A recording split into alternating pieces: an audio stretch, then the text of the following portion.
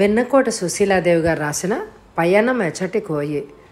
చదువుతున్నది దేవి. 2వ ఎపిసోడు. చూడగానే ఒక లైక్ తప్పకుండా చేయండి ఫ్రెండ్స్.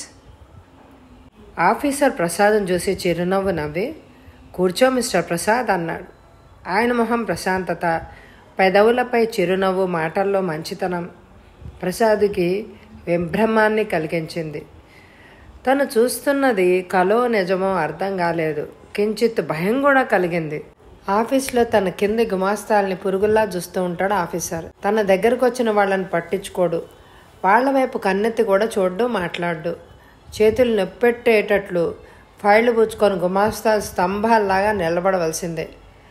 వాళ్ళు నీరసంతో కళ్ళు తిరిగిపోయే పరిస్థితికి వచ్చాక అప్పుడే వాళ్ళని చూసినట్టు నటిస్తాడు. ఆఫీసు విషయాలు మాట్లాడి ఆ తర్వాత మరో అరగంట తిట్టిగానే పంపించాడు. అటువంటి ఆఫీసరు ఇప్పుడు ఇంత ఆప్యాయంగా మాట్లాడడం ప్రసాద్కి చాలా ఆశ్చర్యంగా ఉంది. కూర్చోవయ్యా. ప్రసాద్ తడబడిపోతూ కూర్చున్నాడు. మిస్టర్ ప్రసాద్, నీకు గుడ్ న్యూస్. త్వరలో నీకు సెక్షన్ ఆఫీసర్గా ప్రమోషన్ రాబోతోంది. కంగ్రాచ్యులేషన్స్ అంటూ చేయి చాచాడు ఆఫీసర్. ప్రసాద్కి నోట మాట రాలేదు. అప్రయత్నంగా చేయి అందించాడు. ప్రసాద్, నిన్ను నేను రికమెండ్ చేశాను. సంవత్సరం నుండి నిన్ను గమనిస్తూనే ఉన్నాను. నువ్వు చాలా సిన్సియర్గా పనిచేస్తున్నావు. నాకు నచ్చింది నీ పద్ధతి. అందుకే రికమెండ్ చేశాను. 2 రోజుల్లో ఆర్డర్ వచ్చేస్తుంది అన్నాడు మృదువుగా. ప్రసాద్ స్థాణువులా ఉండిపోయాడు. ఈ ఆఫీసర్ని గురించైనా తాను చెడుగా అనుకుంది. ఆఫీసర్ ఒట్టి రాక్షసుడు. జాలి, దయ అనే పదాలు తెలియదు. ఉత్తి పుణ్యానికి గుమాస్తాల మీద అరిచే దుర్మార్గుడు. వెధవ ఇంతకింత అనుభవిస్తాడు అని ఆఫీస్లో ప్రతి ఒక్కరూ ఈ ఆఫీసర్ని తిట్టుకుంటూ ఉంటారు. తను కూడా అలాగే అనుకున్నాడు. పొరపాటు జరిగింది. ప్రసాద్ తన నుదుటన పట్టిన చెమటను కర్చీఫ్తో తుడుచుకున్నాడు.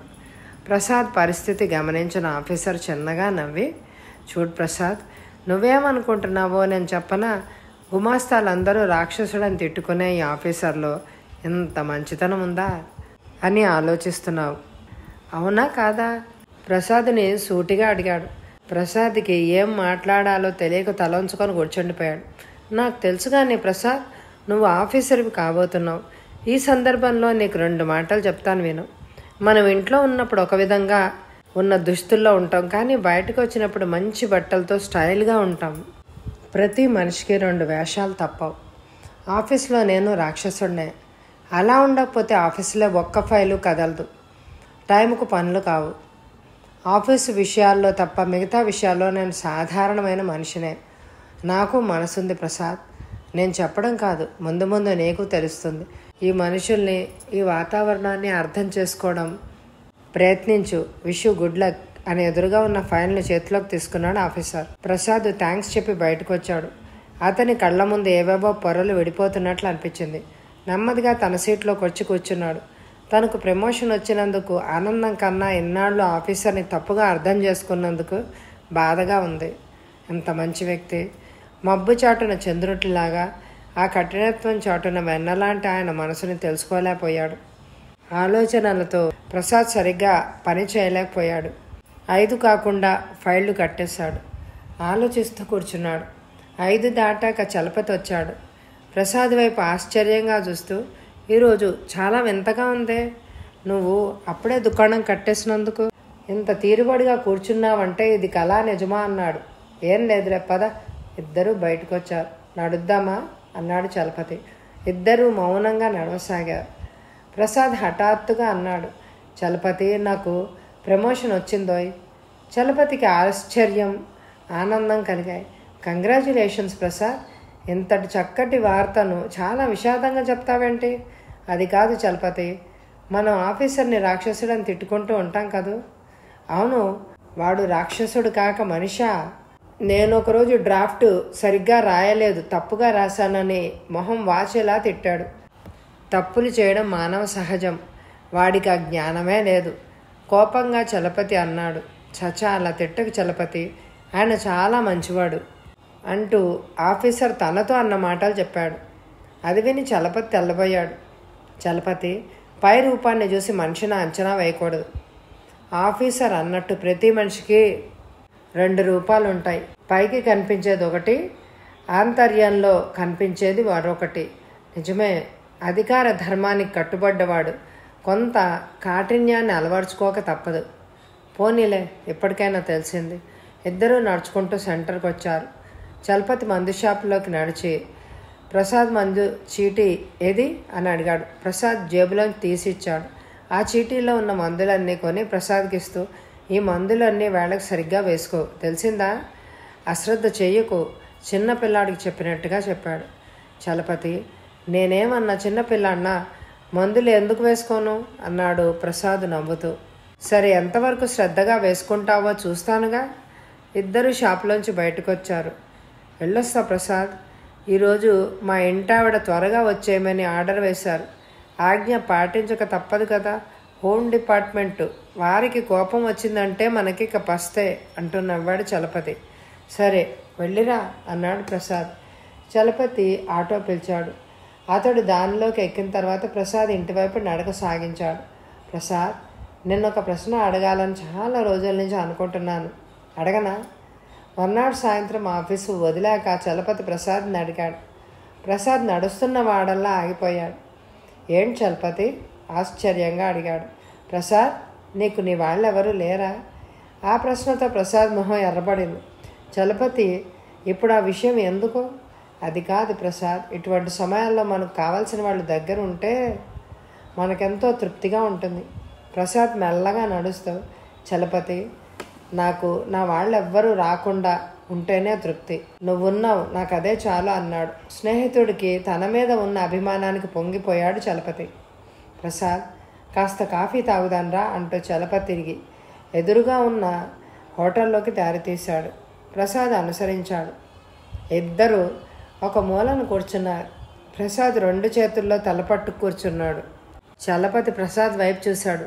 ప్రసాద్ తెల్లగా సన్నగా ఉంటాడు. విశాలమైన నుదురు, నల్లని ఉంగరాల జుట్టు, కొనతేలిన ముక్కు, చిన్న కళ్ళు, ఎర్రగా ఉండే పెదవులు. వీటన్నిటికీ తోడు ఎంతో అమాయకంగా కనిపించే అతని ముఖం కష్టాలు అనేవి తెలియకుండా అతి సుకుమారంగా పెరిగే వ్యక్తిలాగా ఉంటాడు. అతను చూస్తుంటే మగాళ్ళకి ఆకర్షణ కలుగుతుంది. ప్రసాద్ అలా కూర్చోవడం చూసి తను ఇందాక అడిగిన ప్రశ్న అతనిలో కల్లోలాన్ని రేపిందని చలపతి గ్రహించాడు. ప్రసాద్తో తనకి పరిచయం ఏర్పడి దాదాపు సంవత్సరం పైనే అయింది. ఎప్పుడూ అతని గత జీవితాన్ని గురించి ప్రశ్నించలేదు. కానీ ఈనాడు అతనున్న పరిస్థితి వేరు. ఇప్పటి అతని అనారోగ్య స్థితికి అతని తల్లిదండ్రులకు కానీ ఇతర బంధువులు కానీ దగ్గరుంటే అతనికి మానసికంగా ఎంతో బలం చేకూరుతుంది. ఈ సమయంలో రోగి మందు కంటే మానసిక శాంతే చాలా అవసరం. ఈరోజు ప్రసాద్ని అతని తల్లిదండ్రుల గురించి గత జీవితాన్ని గురించి అడిగి తెలుసుకోవాలని, అతడికి ఎవరితోనైనా విభేదాలు ఏర్పడితే వాటిని తను సరిచేయాలనే నిర్ణయించుకున్నాడు. స్నేహితుడిగా అది తన బాధ్యత కూడా. అంతలో సర్వర్ ఇచ్చాడు. చలపతి ఆలోచనల నుంచి బయటపడి 2 కాఫీలు చెప్పాడు. ఇద్దరూ మౌనంగా కూర్చున్నారు. ఎవరి ఆలోచనలో వాళ్ళు ఉన్నారు. సర్వర్ కాఫీ తెచ్చాడు. ప్రసాద్, మందులు వేసుకున్నావా? చలపతి కాఫీ తాగుతూ అడిగాడు. తలూపాడు ప్రసాద్. లలిత ఒకసారి నిన్ను ఇంటికి రమ్మంది, ఈరోజు రాకూడదు? చలపతి అన్నాడు. ఈరోజు కాదు, రేపెప్పుడైనా వస్తాలే. చలపతి బలవంతం చేయలేదు. అతని ఇష్టానికి వదిలేశాడు. ఇద్దరూ బయటకు వచ్చిన తర్వాత చలపతి, ఇక నేను వెళ్తాను అన్నాడు ప్రసాద్. ప్రసాద్ అంత త్వరగా వెళ్ళిపోతాడని చలపతికి తెలియదు. అతనికి నచ్చలేదు కూడా. అతని అనుమానాలు ఈరోజు నివృత్తి కావాలి. ప్రసాద్ గత జీవితం గురించి పూర్తిగా తను తెలుసుకోవాలి. ఇప్పుడే రూమ్కి వెళ్ళి ఏం చేస్తావు? కాసేపు పార్క్లో కూర్చుందాం అంటూ బలవంతం చేశాడు. ప్రసాద్ చలపతి మాటను తీసేయలేకపోయాడు. సరే పద అన్నాడు. ఇద్దరు పార్కులోకి వెళ్ళి కూర్చున్నారు. చలపతికి ప్రసాద్ని గురించి తెలుసుకోవాలని చాలా ఆరాటంగా ఉంది. కానీ సంభాషణ ఎలా మొదలెట్టాలి తెలియకుండా ఉంది. ప్రసాద్ కూడా ఏం మాట్లాడకుండా దూరంగా కూర్చున్న పిల్లల్ని చూస్తూ కూర్చున్నాడు. ప్రసాద్, నీకు వచ్చే సోమవారం ఆపరేషన్ జరుగుతుంది కదా, ఆ విషయం మీ వాళ్ళకి రాసావా? చలపతి అడిగాడు. ప్రసాద్ తల తిప్పి చలపతి వైపు చూశాడు. చలపతి, ఈరోజు నన్ను ఎందుకు ఇలా చంపుతున్నావు? బాధగా అన్నాడు. సారీ ప్రసాద్, నిన్ను బాధ పెట్టాలని నా ఉద్దేశం కాదు. స్నేహితుడిగా నీ గురించి తెలుసుకోవాలి అని అనుకున్నాను. అది నీకు ఇష్టం లేకపోతే ఇంకెప్పుడు నిన్ను ప్రశ్నించను అంటూ చలపతి ప్రసాద్ చేయి పట్టుకున్నాడు. చలపతి గొంతులో ఆర్ద్రతకి కరిగిపోయాడు ప్రసాద్. అది కాదు చలపతి, నా చరిత్ర తెలుసుకోవడం నీకు మనక్లేశం తప్ప మరేం కలగదు. అయినా నా గురించి నీతో చెప్పుకొని నా గుండెల్లోని బరువు దించుకోవాలని నాకు ఉంది. కానీ నీకు బాధ కలిగించిన వాడిని అవుతానేమోనని. ప్రసాద్ మాట పూర్తి కాకుండానే చలపతి అందుకొని, ప్రసాద్, నీ స్నేహితుడిగా నీ బాధలను పంచుకోవడం నాకు ఆనందం అన్నాడు. ప్రసాద్ చలపతి మొహంలోకి ఒకసారి చూసి గడ్డిలో వెనక్కి వాలాడు. 2 చేతులు తల కింద పెట్టుకుని ఆకాశంలోకి చూస్తూ ఆలోచించసాగాడు. ఎక్కడి నుండి మొదలెట్టాలి? ఏ ఘట్టాన్ని వివరించాలి? గడిచిన జీవితంలో నవ్విన క్షణాల కంటే ఏడ్చిన రోజులే ఎక్కువగా గుర్తున్నాయి. అవే చెప్పాలి అనుకోసాగాడు. చలపతి ప్రసాదుల కథ వినాలనే ఆరాటంతో అతని వైపే చూడసాగాడు. ప్రసాద్ కళ్ళు మూసుకున్నాడు. అతని మనసులో గత కాలపు జ్ఞాపకాలు కదలాడుతున్నాయి. అప్రయత్నంగా అవి భాషా రూపాన్ని పొందుతున్నాయి. చలపతి, నా పూర్తి పేరు ఆనంద ప్రసాద్ అంటూ చెప్పుకుపోతున్నాడు. ఆనంద ప్రసాద్ జమీందార్ల వంశం. అతని పూర్వీకులందరూ మహారాజుల్లాగా బ్రతికారు. ప్రసాద్ తాతగారి పేరు కూడా ఆనంద ప్రసాద్. ఆయన 10 ఊళ్ళకు మకుటం లేని మహారాజు. ఆయన పెద్ద రాజ ప్రాసాదాన్ని నిర్మించాడు. 10 అడుగుల ఎత్తున గోడ. ఆ ప్రాంతానికి వచ్చిన విదేశీ టూరిస్టులకు అదొక ఆకర్షణ. ఇప్పటికీ మధ్య హాల్లో ఆయన నిలువెత్తు చిత్రపటం ఉంది. దాన్ని చూస్తుంటే నిజంగా ఆ వ్యక్తి అక్కడ నిలబడ్డా అని అనిపిస్తుంది. ఆయనది 6 అడుగుల భారీ విగ్రహం. ఆ ఫోటోలో కనబడే ఆ టీవీ, ఆ రాజసం చూసి అందరూ భయపడిపోయి భక్తి వినయాలతో ఆ ఫోటోకే నమస్కరించేవారు. ఆయన పేరు చెప్తే పిల్లలు జడుచుకునేవాళ్ళు. బ్రిటిష్ గవర్నర్ అయినా సరే ఆయన వస్తే లేచి కుర్చీ ఇచ్చేసేవాడు. ఎంత అధికారం చలాయించినా ఆయన చాలా మంచివాడు. నీతి న్యాయానికి కట్టుబడి ఉండేవాడు. అందుకే ఆయనందరూ గౌరవించేవారు, అభిమానించేవారు. ఆయన కొడుకు నరసింహప్రసాద్ పులి కడుపున మేక పిల్లలాగా పుట్టాడు. తండ్రికి దేశభక్తి 50 పాళ్ళు ఉంటే నరసింహప్రసాద్ 100కి 100 పాళ్ళు సిసలైన దేశభక్తుడు.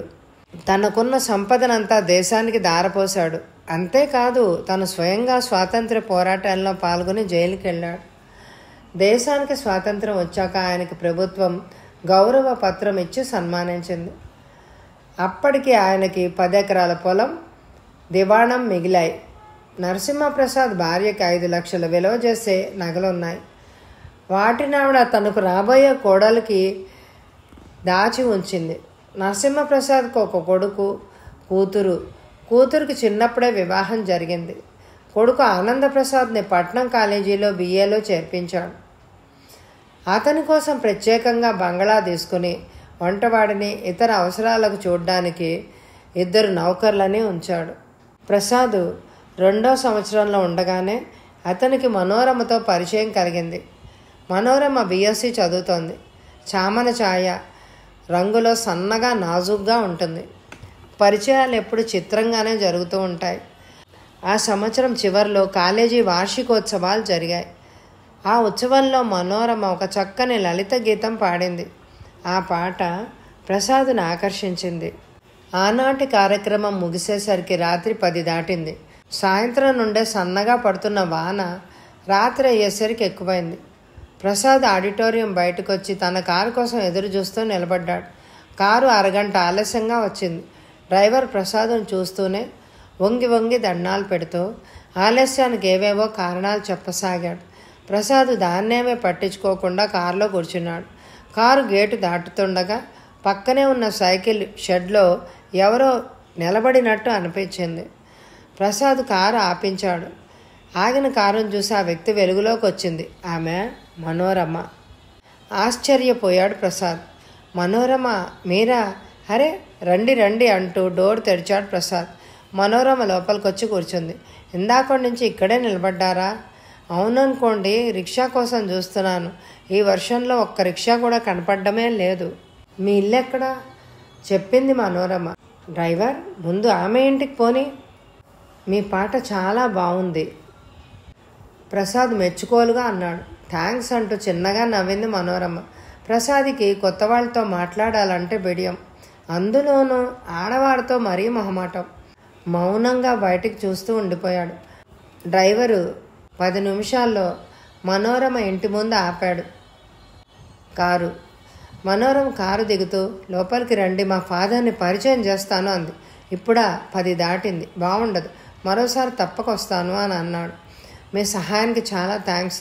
దాందేముందండి, ఒకే కాలేజీలో చదువుతున్నాం, ఆ మాత్రం ఒకరికొకరు సహాయపడకపోతే ఎలా? వెళ్ళొస్తాను, గుడ్ నైట్. మంచిది. కారు కదిలిపోయింది. మర్నాడు ఉదయం 10 గంటల వేళ కాలేజీ ముందు మనోరమ రిక్షాలోంచి దిగడము, ప్రసాద్ కారులోంచి దిగడము ఒకేసారి జరిగాయి.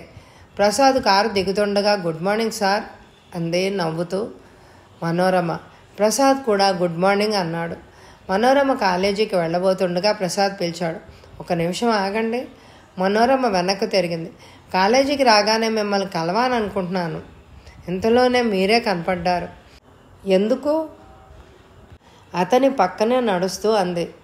ప్రసాద్ జేబులోంచి తెల్లని రుమాలు తీసి ఆమెకు అందిస్తూ, ఇదిగో దీనికోసం, రాత్రి కారులో మర్చిపోయారు అన్నాడు. థ్యాంక్స్. అదే మీ గొంతు అలా మారిపోయింది? రాత్రి వర్షంలో తడిశాను కదా, వర్షంలో కొద్దిగా తడిస్తే చాలు, నాకు జలుబు పట్టుకొని మొదలదు అని చెప్తూనే 2 సార్లు తుమ్మింది. డాక్టర్ దగ్గరికి వెళ్ళారా? వెళ్ళలేదు. రోగం విషయంలో అశ్రద్ధ చేయకూడదు. మనోరమ ఏదో అనుభూతుండగా పక్క నుండి పెద్దగా ఈలలు నవ్వులు వినిపించాయి. ఒరేయ్, మన ప్రవరాఖ్యుడు గ్రంథసాంగుడు అయ్యాడు రోయ్. అవునోయ్, కాలేజీ బ్యూటీనే పట్టేశాడు.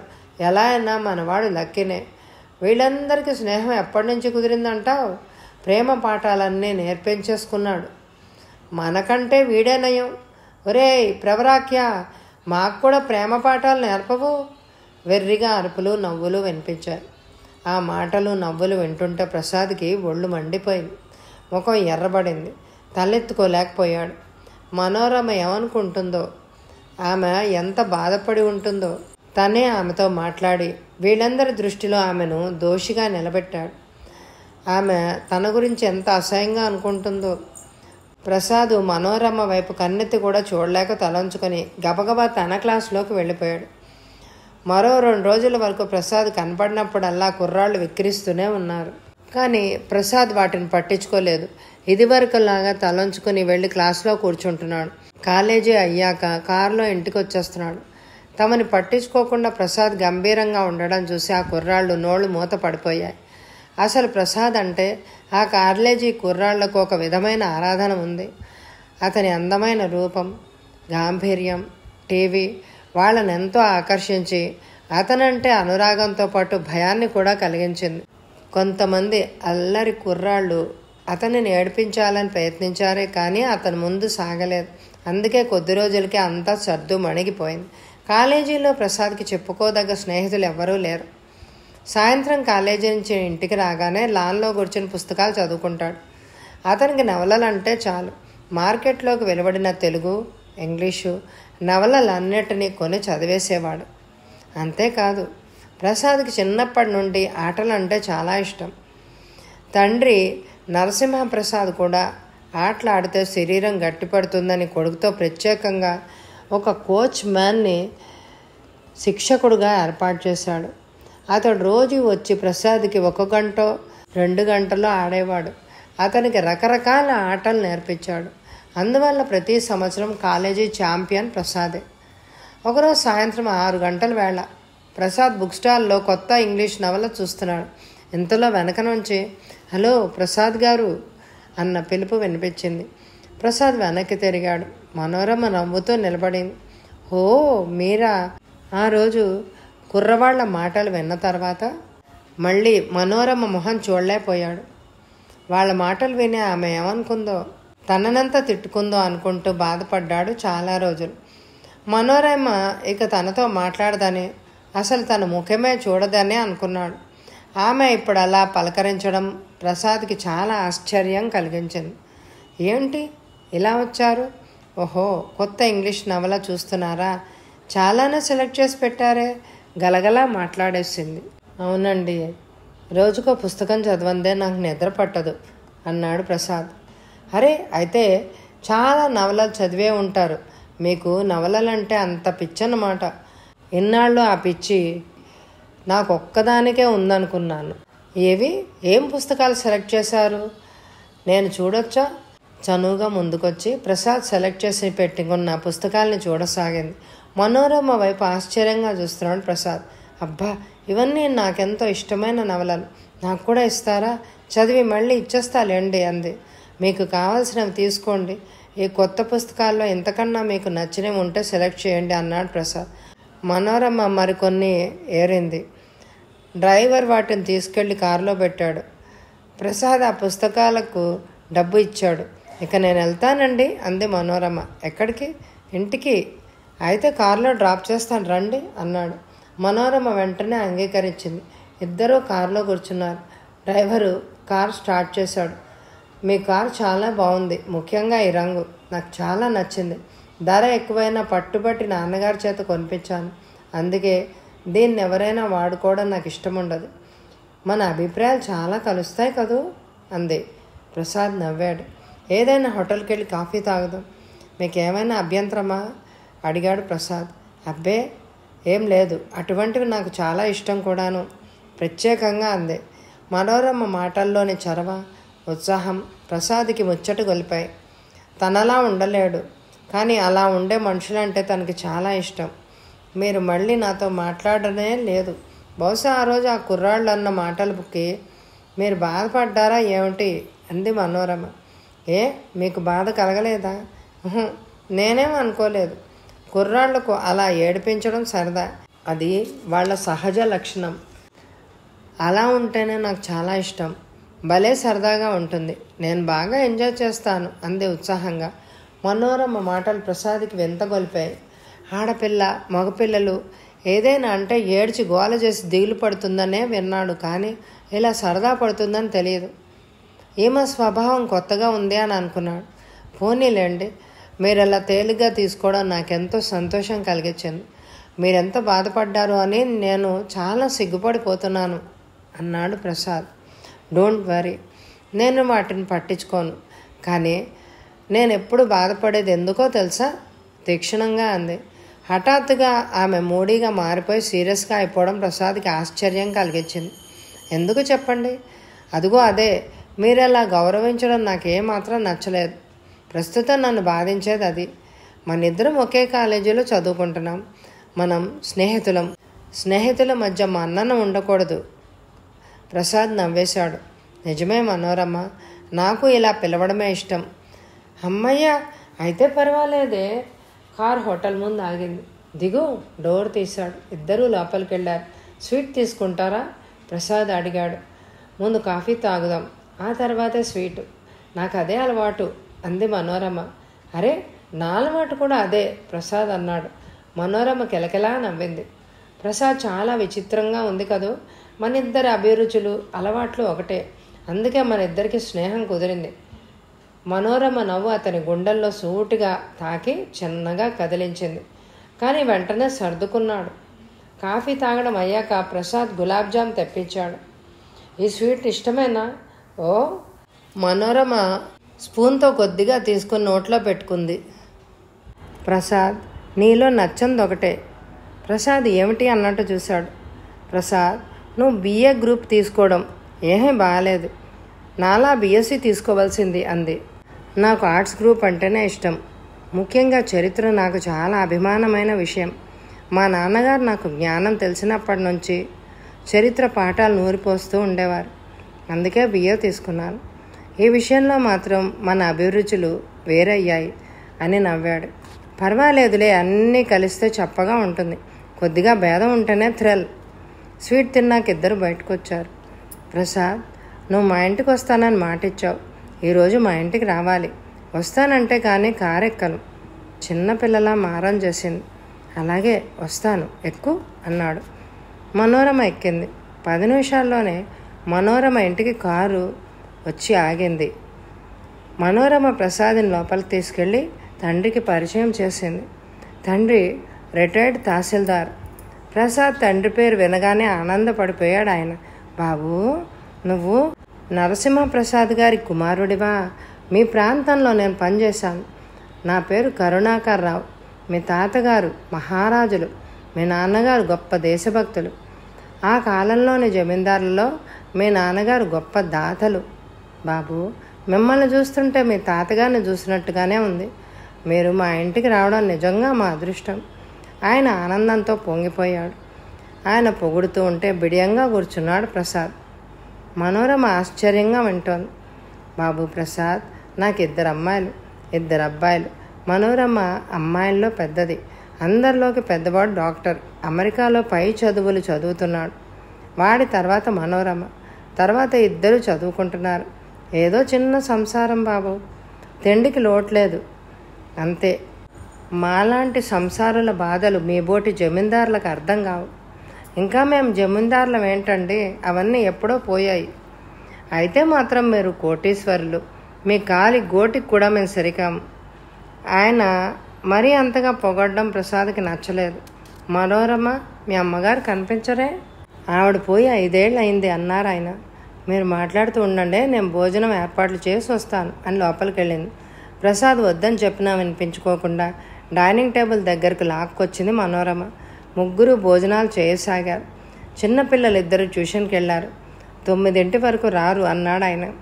వంట నేనే చేశాను ప్రసాద్, బాగుందా? మరి కాస్త కూర వడ్డిస్తూ అడిగింది మనోరమ. డాడీ, ప్రసాద్ కాలేజీలో ఎంత నెమ్మదిగా ఉంటాడో తెలుసా? ఎవరితో మాట్లాడు అంటూ ఆడపిల్లలు అతని గురించి ఏమనుకుంటారో చెప్పి నవ్వింది. నీ నిక్నేములు ఏమిటో తెలుసా ప్రసాదు?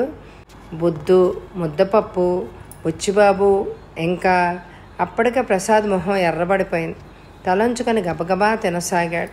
డాడీ, ఈసారి మా క్లాస్ కుర్రాళ్ళు నాటకం వేయదలుచుకున్నారు. దానిలో హీరోగా ప్రసాద్ వేస్తే బాగుంటుంది అని అనుకుంటున్నారు. ప్రసాద్ వైపు ఓరగా చూస్తూ అడిగింది. ప్రసాద్ కోపం ఆపుకోలేకపోయాడు. నేనెందుకు వేస్తాను? నాకు ఇష్టం లేదు తడబడుతూ అన్నాడు కోపంగా. ప్రసాద్, నువ్వు ఆడపిల్లలా సుకుమారంగా ఉంటావటగా నవ్వింది. ఆ మాటలు అన్నది ఎవరో చెప్పు, వాళ్ళ పని పడతాను. గుప్పడు బిగించాడు. కరుణాకర్రావు కల్పించుకొని, ఏమిటమ్మా ఆ మాటలు? ప్రసాద్ ఎవరనుకుంటున్నావు? జమీందారుల బిడ్డ. అతని తాతగారు వేటకెళ్తే పులిని కొట్టందే తిరిగొచ్చేవారే కాదు. ప్రసాద్ బాబు అచ్చు వాడి తాతగారి పోరికే.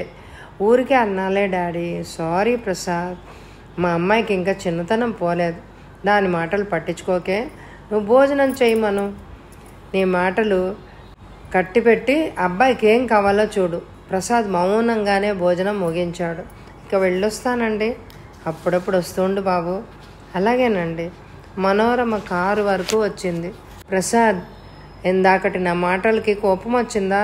సరదాకే అన్నాను. నా స్వభావం నీకు తెలుసు కదా అంది నవ్వుతూ. ప్రసాద్ కూడా నవ్వేశాడు. కోపం పోయిందా? మనోరమ అడిగింది. నాకేం కోపం లేదు. నీకు కావాల్సిన నవలలు తీసుకో. కారు దగ్గరకు వచ్చి నవలలు తీసిచ్చాడు. మనోరమ తీసుకుంది. చదివి త్వరలో ఇచ్చేస్తాలే. అన్నట్టు నన్ను మీ ఇంటికి ఎప్పుడు ఆహ్వానిస్తావు? ఎప్పుడైనా రావచ్చు. ప్రత్యేకంగా ఆహ్వానం దేనికి అన్నాడు. సరే, ఈ పుస్తకాలు చదివాక వీటిని తీసుకొని మీ ఇంటికి వస్తాను. వెళ్ళొస్తాను. Good night. ప్రసాద్ కారు కనుమరుగయ్యే వరకు మనోరమ చూస్తూ నిలబడిపోయింది. మనోరమ ఆదివారం సాయంత్రం తను చదివేసిన ఇంగ్లీష్ నవలలు తిరిగి ఇచ్చేయడానికి ప్రసాద్ ఇంటికి వచ్చింది. ఆ సమయంలో ప్రసాద్ లాన్లో కూర్చొని టెన్నిస్ కోర్టులో టెన్నిస్ ఆడుతున్నాడు. గేట్ తీసుకొని లోపలికి వస్తున్న మనోరమను సాదరంగా ఆహ్వానించాడు. మనోరమ, 5 నిమిషాలు కూర్చో, ఆట చివరిలో ఉన్నానే. అంతేకాదు, నేను గెలిచేట్టున్నాను. ప్రసాద్, ఈసారి నీతో నేను ఆడతాను. నాకు టెన్నిస్ బాగా వచ్చు అంది. నిజంగానా? అయితే నెక్స్ట్ మన ఇద్దరం ఆడదామే అన్నాడు ప్రసాద్. మరో 10 నిమిషాలకు మనోరమ టెన్నిస్ బ్యాట్ పుచ్చుకొని ఉత్సాహంగా కోర్టులోకి వచ్చింది. ఈరోజు నేను పంజాబీ డ్రెస్ వేసుకోవడం చాలా మంచిదైందే. ఇద్దరు చీకటి పడే వరకు ఆడారు. ఆ తర్వాత వరండాల్లో కూర్చొని టీ తాగుతూ ఉండగా ప్రసాద్ అన్నాడు. మనోరమ, నీకింత బాగా ఆటొచ్చని నాకు తెలీదు. నాకు తెలీదు మీ ఇంట్లో ఇంత చక్కని టెన్నిస్ కోర్టు ఉందని. నేను బాగా ఆడటానికి కారణం ఈ చక్కని కోర్టు. నీలాంటి గొప్ప ప్లేయర్. రోజు రాకూడదు, మన ఇద్దరం కలిసి ఆడొచ్చు అన్నాడు ప్రసాద్. మనోరమ ఉత్సాహంగా అంగీకరించింది. అసలు నేనే అడగాలనుకుంటున్నాను, తప్పక వస్తాను. ఆ తర్వాత ఇద్దరి సంభాషణ ఇంగ్లీష్ నవలల వైపు మళ్ళింది. గంటసేపు కూర్చుని మరికొన్ని ఇంగ్లీష్ నవలలు తీసుకొని వెళ్ళిపోయింది మనోరమ. ఈ ఎపిసోడ్కి ఎక్కువ లైకులు ఇవ్వండి. మరి వచ్చే ఎపిసోడ్లో వాళ్ళ స్నేహం బలపడుతుందా, అది పెళ్లిగా ఎలా మారుతుంది, పేద గొప్పల తారతమ్యం ఉంటుందా, ఇవన్నీ తెలియాలంటే మరి వచ్చే ఎపిసోడ్లో కలుసుకుందాం. మీ అమూల్యమైన అభిప్రాయాల్ని నాకు కామెంట్ ద్వారా తెలియచేయండి. నేను వాటికి వెంటనే రిప్లై ఇస్తాను. Thank you very much my dear friends.